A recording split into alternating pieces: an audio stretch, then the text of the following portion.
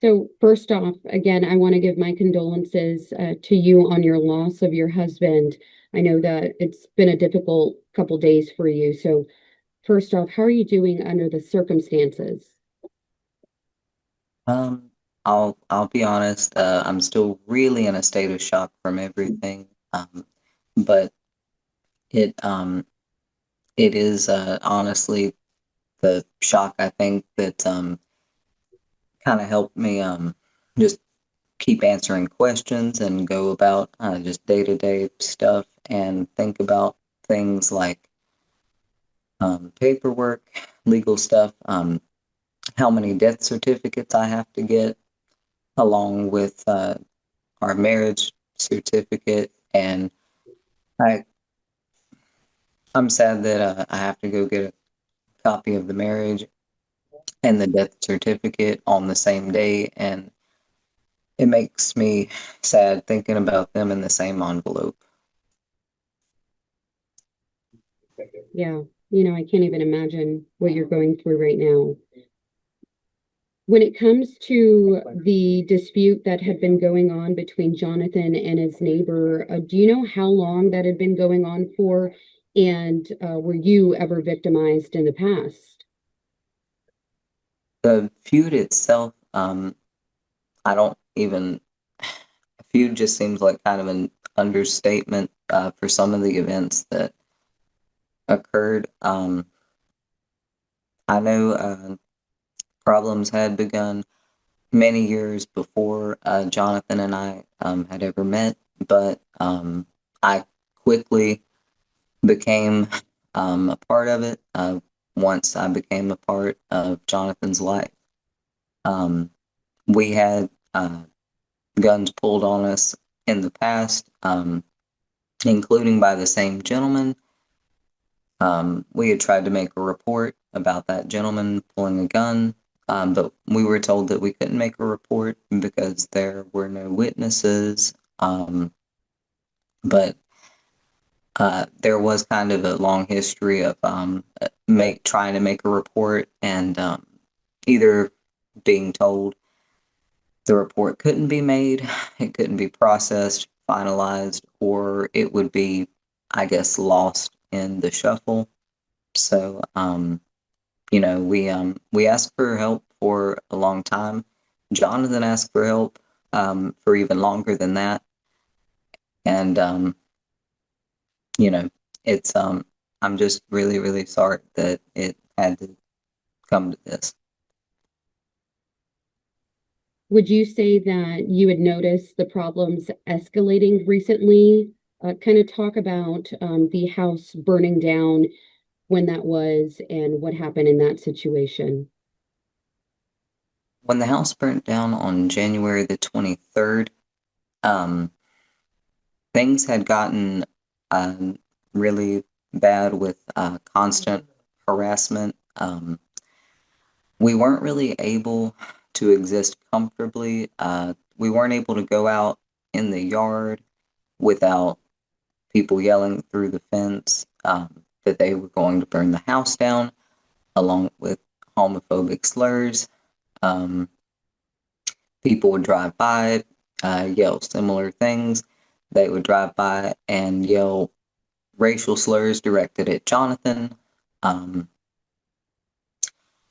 it was a really difficult existence, coupled with the fact that for months we had been living without heat and electricity and water because our house had been recorded as being abandoned, and the city cut all of our basic necessities. We attempted to go down to the offices in person. We also tried calling, but the services were never restored, and they never would remove the order that the house had been abandoned. The house was reported as abandoned by, I'm assuming, his ex-wife, who was the previous owner of the property. when Jonathan and she were married. However, Jonathan retained possession of the house after the divorce.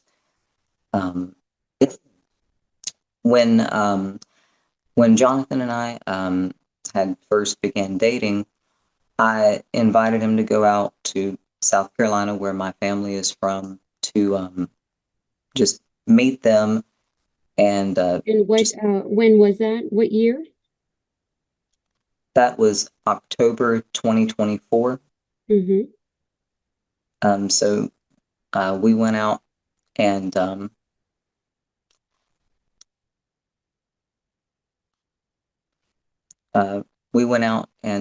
we had a really nice time. Um, we were only gone for a month, so people take month-long trips sometimes, and we we had two friends that kept an eye on the house. They didn't stay there, but they would just go by, feed and water the dogs, check on them, and just let us know everything was okay. So we were really surprised when we came back and found the notice taped to the door that the house had been reported as abandoned and was subject to be demolished. And again, we attempted to contact the city multiple times by phone and going down in person, explaining to them that we still lived in the house and it should not be demolished, but it was like there was a force more powerful, more authoritative that was uh, just keeping everything going. So one by one, our basic necessities were cut. Um, but Jonathan didn't want to be forced out of the home that his father built for his mother in the 1950s. So the home that he was raised in, he didn't want to be forced out of his home um, as an indigenous person. Um, so we stayed and we tried to make a living and make a life together there as best we could. But it was just a constant increasing barrage of attacks on our physical and mental well-being. And that that is, that's why I'm so frustrated that that people don't want to call this a hate crime, but also I'm frustrated that people don't realize that, we did try to go through the proper channels, and I don't understand how it could be legal to cut someone's basic necessities, especially the heat during the winter. Now, fast forward to Sunday. What do you remember about that day? Were you stopping by to grab something, anything like that before, the situation led to the shooting? We were heading to the property to check the mail. We were waiting on a check from the Burned Out Victims Fund of San Antonio. We were going to use that money to go to South Carolina to pick up our car. We had left it parked at my family home. And our plan was from there, we were going to get a little teardrop trailer that we could pull with the car and live in that. And our plan was, if anybody bothers us, we'll just get up and go. And I'm really sorry that we didn't get that chance because that it seemed like such a good plan. Yeah. And, on the way out, when you were checking the mail at that instance, I believe, you found something nearby that kind of brought you even more grief, correct? Um, Related to your dog. If you can kind of talk us through what you found, um, and then what happened moments after that. Yes, we found skull of one of the dogs that died in the fire. along with one of the harnesses. They were laid out in plain view. It did look like they were placed there deliberately, but it was always really hard going back to where the house used to be. It always used to really upset us, and we always used to have a really intense emotional reaction because it was hard for me, but it was just absolutely gut-wrenching for Jonathan because he felt like he had failed his dogs. He felt like he had failed his parents. Everything that he owned, was in the house, and so all of the memories, all of his family photos, everything, was everything was gone.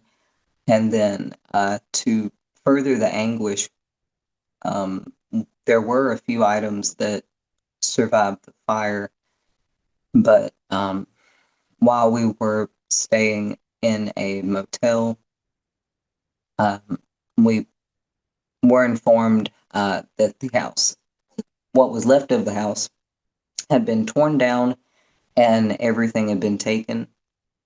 No one contacted Jonathan or myself to, come collect anything.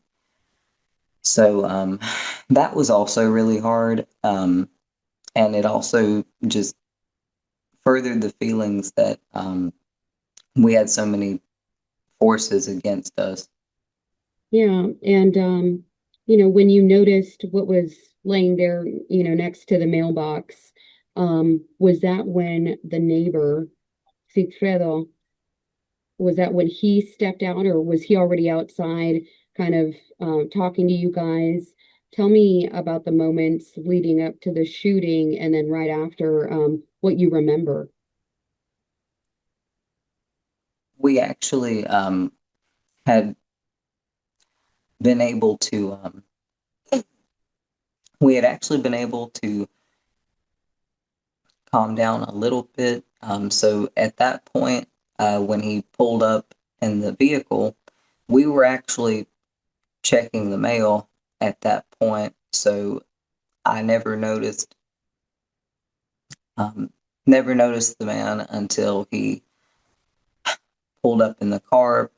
He began shouting homophobic slurs, threats towards Jonathan, and myself. Jonathan and I approached. We didn't go all the way up to the car. We were at least 6 feet away because we were still there by the mailbox. And he made it apparent that he had a gun and he wanted to kill us both. And he kept hesitating, popping the gun up, acting like he was going to pull the trigger. Jonathan and I were holding on to one another, and I think Jonathan was able to sense when he was actually about to do it, because that's when he pushed me as the shots fired, and I knew that based on the close range and the severity of the head wound and where it was located, that there was not going to be any medical hope of saving Jonathan's physical form.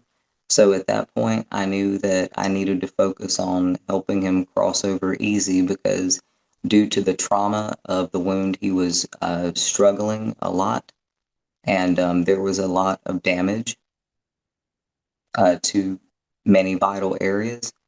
And so I held my husband's face together as best I could. And I told him that I loved him, and that no matter what, in some way, shape, or form, we would always be together. He will always be my husband. Um, Told him none of this was his fault because Jonathan always internalized everything and blamed himself, even when nothing was his fault. So, and I just wanted to make sure he didn't feel guilty.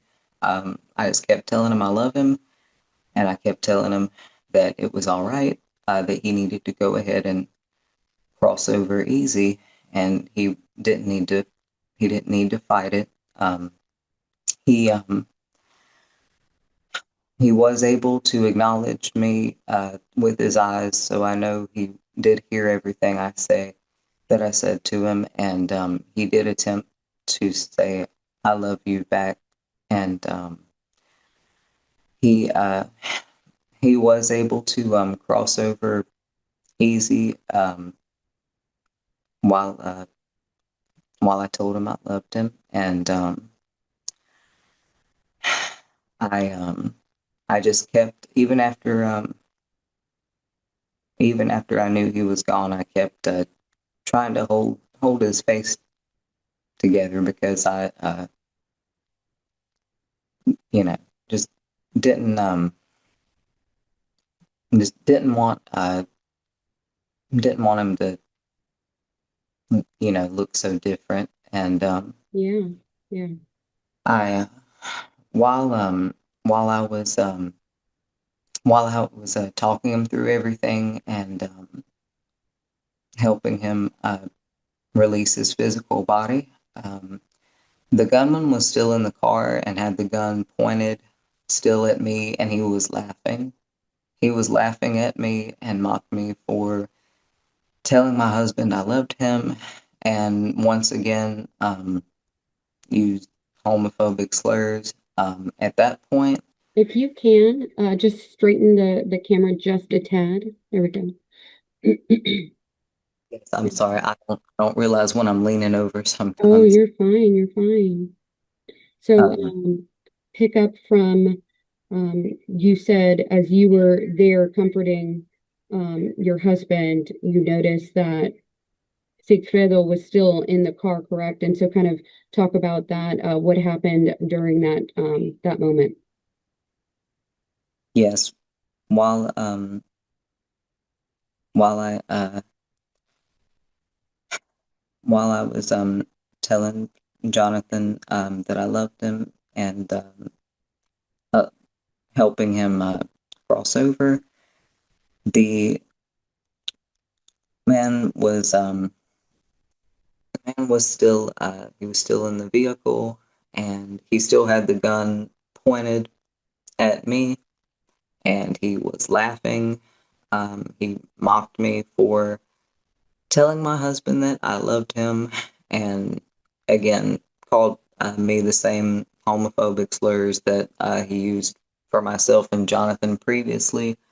Um, at that point, I wasn't so much worried about him shooting me because I was afraid of losing my life.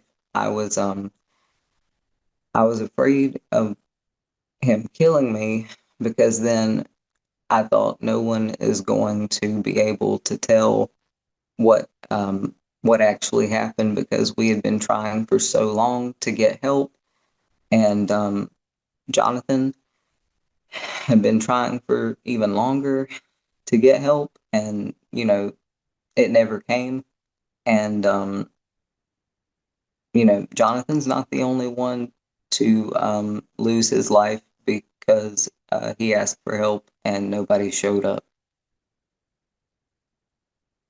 Were you, or your husband armed that day? I don't know, because of the situation, what you guys had dealt with in the past. You came, carrying a gun or anything else. No, we didn't have any weapons. We didn't even have our usual like pocket knife on us because recently we had flown to Los Angeles to visit a friend, but also Jonathan had to go to the Screen Actors Guild office to discuss our retirement plan options with them. And we were also looking for a new place to live. We were scouting out, places in Los Angeles, but also looking at those little teardrop trailers. And so, we had left all of our weapons behind so we could fly, and we didn't think anything of it because it's coming by to check the mail, and we thought, we'll just be there for a minute, a few minutes, and then we'll go get the check cashed. Then we'll get the plane ticket to go to South Carolina. We'll get the car. We'll go get the trailer. I mean, we really had it all planned. I mean, it was planned so well, and on the drive from Austin to San Antonio, Jonathan was talking about how excited he was for his first Pride Month of us being married, and we were talking about all the things we were going to do to celebrate, and including for my birthday, which is on the 29th of this month. So Yeah, I'm sorry you're having to, go through this during this time. Shortly after, when you were still there and the suspect was in his car, at what point did you have a chance to yell for help or call 911? I had called my friend. Our friend was still in the car, so I was able to yell out for her to call 911. I again, based on the close range and severity of where he was hit, I kind of already knew that there wasn't any point in calling 911. I just, like I said, it was very close range in the head, so, and where it was at, I mean, there just wasn't any chance. Right. So, it So how also, long did it take for police to get there to start their investigation process? they showed up very quickly. I, um, the first responders, police showed up very quickly. I do also want to point out, uh, it does, I think it does bear worth noting that Jonathan was murdered on not only the first day of Pride Month, but also the first day of Indigenous Peoples Month. And I know I keep reiterating it, but it just it's something that really stands out to me because, yes, we'd had problems with this neighbor for a long time, but why did he wait until this day specifically to kill Jonathan? What message was he trying to send to both of us or to the community um, about people like us? Yes, and were you able to share all of this information with police? I'm not sure if you had a chance at the scene or later during any type of interview with them, but have you been able to share some of the details of that day and how you feel this to you is a hate crime? Yes, I spoke with them immediately after the incident at the homicide unit in the investigation room directly after the incident, and I told them everything then. Um, that that's probably the extent of communication that I will be having with the SAPD, because I don't feel the need to waste any more energy on them, because they didn't do anything for my husband while he was alive. So I don't want to hear anything from them now that he's dead. And I'm just sorry that more people are going to die because they won't do their job. Yeah, I know that because, the case is so big and, has been the situation has been shared across the country, SAPD putting that statement out that they had found no evidence of this being a hate crime. So again, what is your response to that? Yeah, once again, it is really common for the police to investigate themselves and then find out that they did nothing wrong. That is a very common thing. They do that all the time, especially the SAPD. Um, they are known for not responding to reports of abuse, harassment, things of that nature. Um, they are especially known for not handling mental health cases very well either. So I think that's important to note as well. And also,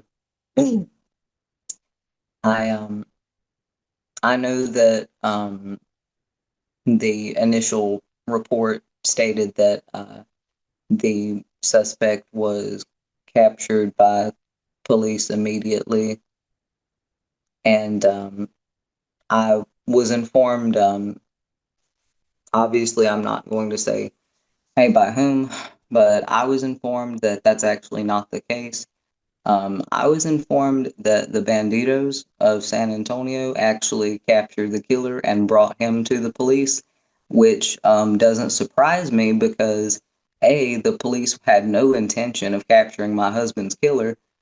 Um, Also, the Banditos had always been kind to Jonathan. He always spoke well about them, so I do want to give a thank you to them.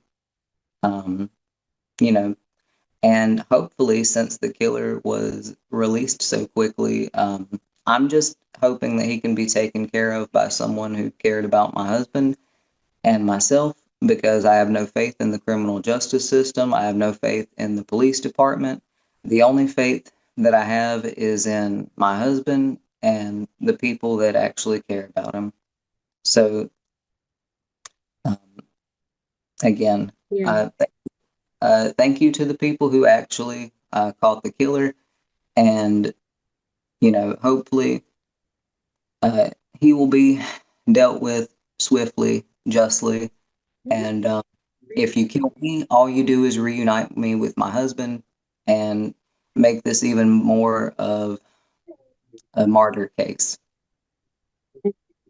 You know, we talked about police being called over to the home, 60 times. Some of those times you're saying you guys were reporting it. I think in some instances, neighbors might have called and different things, but I know police responded for disturbances over in the area, welfare checks, mental health calls. Um, can you speak on that? Were most of those calls from you and your husband, also the neighbor, also the suspect? The majority were from my husband and myself. Um, Eventually, um, it would kind of be a back and forth between us and the neighbors. Sometimes the police would be called for absolutely no reason by the neighbors. They would call and report the moment we returned to the property that where the house used to be. So it it was just a vicious cycle of us calling, neighbors calling, um, reports trying to be made, and then nothing happening. And It I know that there are a couple videos out there. I guess maybe neighbors, have them.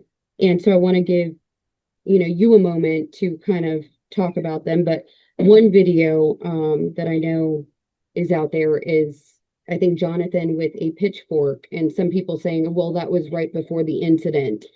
Um, I don't know if you recall a time when he was out there with a pitchfork um or anything like that. All the time. Jonathan played a character in a movie called The Wraith Within, and pardon me, I apologize, that wasn't the title. It was Close Encounters of the Fourth Kind, where his character carried a pitchfork around. Also, Jonathan and I, after years of being subjected to harassment and nothing being done about it, we basically had the attitude of, if you want to make things hard for us to live here, we're going to be a nuisance and be loud. We never threatened anybody with weapons. Jonathan and I would both carry a stick or a pitchfork up and down the road, walking up and down the street. Again, we never pointed it at anybody. Um, Also, I do think it's worth noting that at the point when the gunman pulled up in the car, Jonathan and I were checking the mail, and it it is really sad that a lot of people choose to focus on how someone acts in either a mental health crisis or when they are responding to years of harassment and mental torture. They choose to focus on how loud someone is or how eccentric they may act rather than the root of what caused everything. And again, Jonathan and I never threatened anyone with any weapons at any time. That just wasn't